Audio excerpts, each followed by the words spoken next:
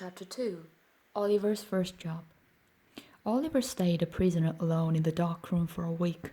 He cried bitterly all day, and when the long night came, he spread his little hands over his eyes to shut out the darkness and try to sleep. He was given freezing water to wash with, and was beaten daily by Mr. Bumble in front of all the other boys in the hall, as a warning to them. One day Mr. Bumble met the local undertaker, Mr. Sowerberry, outside the workhouse. "Do you know anybody who wants to train a boy for work, Mr. Sowerberry?" Mr. Bumble pointed at the notice on the wall above him, which offered £5 to anybody who would take Oliver Twist for work. Mr. Sowerberry rubbed his chin and thought for a while.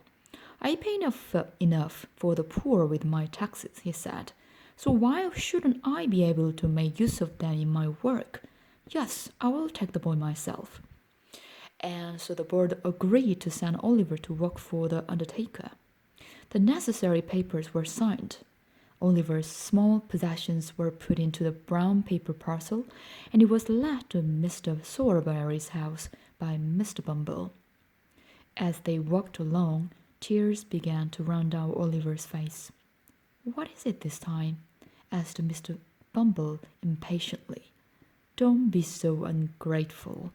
This gentleman is going to look after you." "It's just that I'm so lonely, sir," said the child. "Everybody hates me. Please don't be angry with me, sir." Even Mr. Bumble felt a little pity. He coughed, told Oliver to dry his eyes and be a good boy, and walked on with him in silence. The undertaker had just finished the work for the day when Mr. Bumble entered his shop. "Here, I've brought the boy," said the beadle. Oliver bowed to the undertaker, who raised his candle to get a better view of the boy. "Mrs. Sowerberry," he called, "come and have a look." His wife, a short, thin woman with a disagreeable face, came out to see. "He's very small," she said immediately. "He is," agreed Mr. Bumble, "but he will grow, Mrs. Sowerberry." "Yes," he said crossly, "when he eats our food. Go on. Get downstairs." She pushed Oliver downstairs into a damp, dark kitchen and called to the girl working down there. "Here, Charlotte, give this boy some meat that the dog left, if he thinks it's good enough for him." Oliver tore the meat to pieces with his teeth as if he were a wild animal. Mrs. Sowerberry watched him in silent horror, already thinking about her future food bills, then took him upstairs to the shop. "You will sleep here among the coffins," she said. Oliver stared around the dark, airless shop at the coffins, some finished, some only half-made. He trembled at the thought of ghosts. His bed was a small hole in the floor. It looked very like a grave. But it was not only the room that depressed Oliver. He felt very lonely, with no friends and no one to care for him. As he lay on the bed, he found himself wishing that it really was his grave. The next morning, he was woken up by someone kicking at the shop door. "Open the door, will you?" shouted a voice through the keyhole. "Yes, sir." "I suppose you are the new boy," said the voice through the keyhole. "How old are you?" "10, sir." "Then I will hit you when I get in," said the voice. Oliver was experienced enough to know that the promise was probably true. He opened the door with a shaking hand, then looked up and down the street.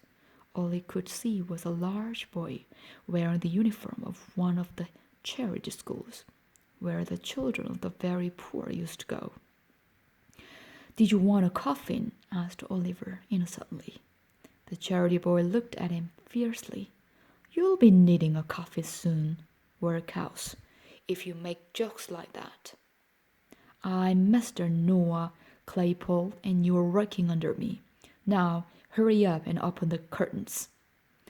As he said this, he kicked Oliver and entered the shop. He was a big, clumsy boy of about 14, with a large head and very small eyes. Added to these attractions were a red nose and dirty yellow trousers. The boys went down to breakfast, which the girl Charlotte had made for them. She gave an extra piece of meat to Noah, then told Oliver to hurry up, as it was his job to look after the shop. "Did you hear that, Workhouse?" shouted Noah. "He heard Noah," said Charlotte. "Leave him alone."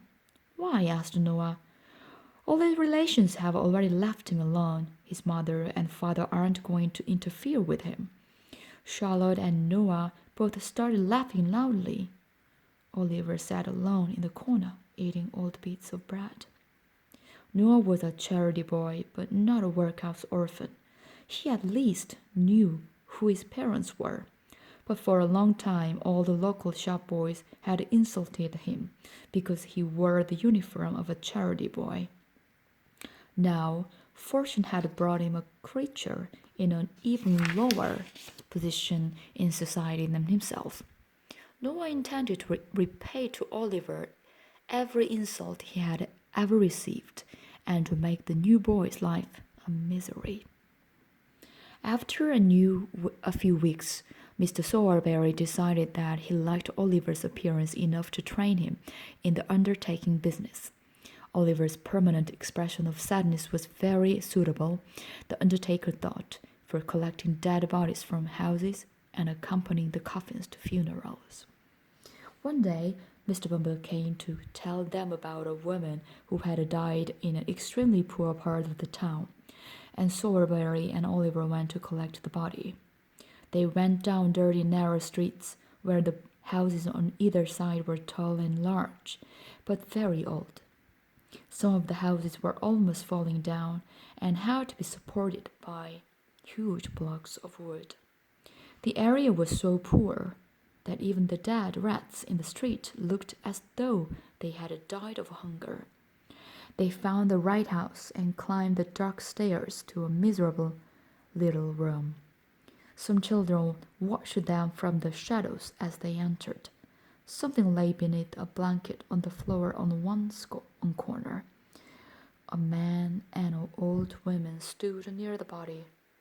Oliver was afraid to look at them. With their thin faces